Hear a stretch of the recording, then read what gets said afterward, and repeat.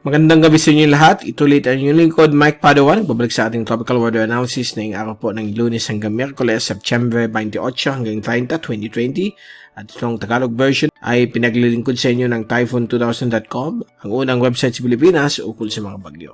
Umpisa natin ang update, itong latest GovSat, simula na yung araw na ito ng Lunes hanggang bukas Martes. Meron po tayong tropical storm, although napakalayo po sa alinmang bahagi po ng ating Asia Pacific.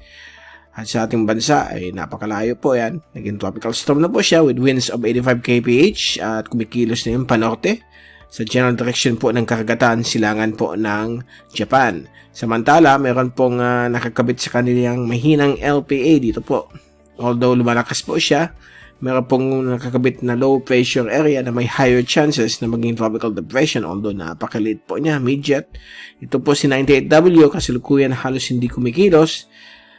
Kaya po medyo nasa loob po siya ng isang malaking circle of green. Ibig sabihin, nasa influensya po siya ng bagyong si Kojira. So any movement of Kojira, this LPA will track o gagalaw po ito at susunod kay Kojira.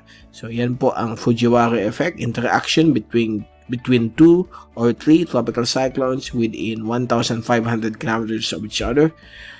So, yan po ang inaasahan po natin. Pagkakat ni Kojira, sunod na rin ito si 98W. Samantala, dito po sa ating bansa, manatili po ang isang katamtaman o mahinang high pressure area na halos hindi kumikilos. Silangan po ng Kabikulan. Magbibigay po ito ng mga localized thunderstorms na sa hapong gabi.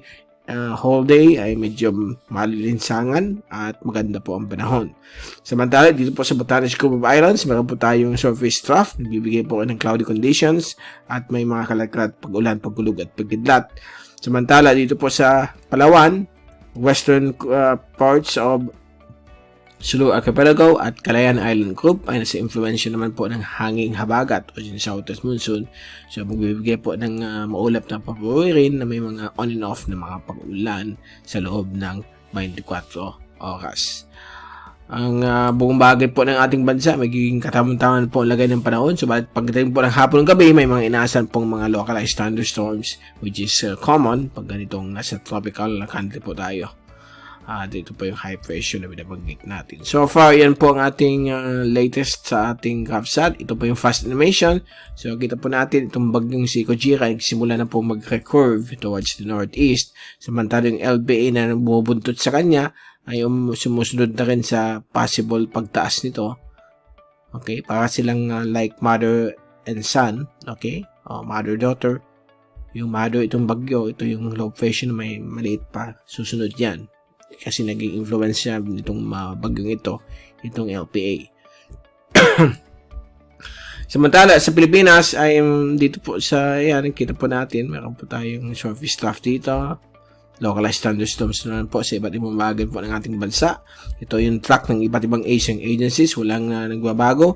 Lahat po sila nag-agree na ito ay mag-recurve sa may karagatan east of Japan. At kung titignan natin yung fast animation, at kung titignan natin yung wind.com infrared satellite animation yung gabing ito para ma-detect natin yung mga localized thunderstorms. So meron po dahil dito sa may central zone at northern portions ng Metro Manila, Batanes, dahil po yan po medyo malakas po yung mga localized thunderstorms po dyan, dulot po ng local heat convection. Samantala dito po sa ating southern part ng Pilipinas, sa may Zamboanga Peninsula, meron po kasalukuyan na nagaganap pong mga thunderstorms dulot po ng localized convective heating. Okay, so bago tayong paalam, ito ulit yung 3-day wind o 2-day wind at pressure, 2-day rain and wind forecast. Bukas po ng hapon, inaasahan po yung mga localized thunderstorms sa malaking bahagi po ng ating bansa, lalo na sa may Central Luzon, lalo na po sa may Northern Luzon, na sa moderate or medium chance na ito po ay mangyari. At dito rin po sa Mindanao. Samantala, ang Visayas, nasa low to moderate chances. Bicol ay nasa low chances, but inaasahan pa rin mga localized thunderstorms sa hapon o gabi, at hindi masyado ganun kalakasan. Okay? And on Wednesday, yun po, medyo humina ang chances ng mga thunderstorms sa Wednesday, lalo sa may Luzon at Mindanao. So, sign po yan na baka magkakaroon naman po tayo ng another break pagdating po sa mga localized thunderstorms.